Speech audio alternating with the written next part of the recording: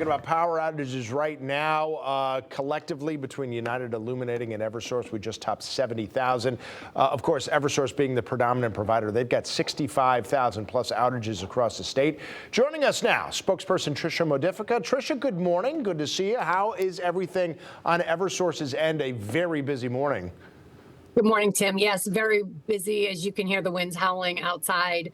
But we've been prepared for this. We've been watching several forecasts for the last several days so that we were well prepared in advance of the storm. We have crews pre-positioned around the state. And when it is safe to do so, they're getting out there to make repairs. In other circumstances, they have to wait for those winds to die down before they can get up in the bucket truck safely. So those are circumstances that are all individual at different locations and areas of the state where the winds might be higher than other areas of the state. And why don't we talk about those wind conditions and what they need to see before they can get up there? Do you sort of base it on sustained winds or wind gusts? And if so, what are those thresholds before you got to get those crews in the bucket trucks down? Right. It's really an individual situation where crews are located in. The crew really on the scene has to make that determination themselves, whether or not it's safe to go up in the bucket truck. And it also depends on what kind of repair needs to be made. But that 45-mile-per-hour wind range is where it gets really dangerous to go up. So sometimes they may have to wait it out a little bit, but as soon as it's safe to do so, they do. We also have system operators that are always watching the system and will reroute power to, if it is all possible, to get some power back for customers when they can.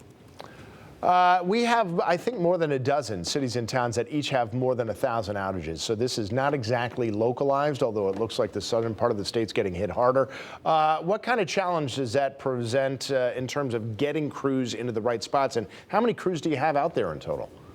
We have hundreds of crews working for the storm, and it is difficult when it is widespread like it is. We have numerous outages in various communities throughout the state. It's obviously a little easier when it's more concentrated in a certain part of the state, but we were anticipating that as the forecast was predicting power outages, high winds across the state. So we do have crews everywhere, and we'll be working as quickly and safely as possible as soon as it's safe to do so.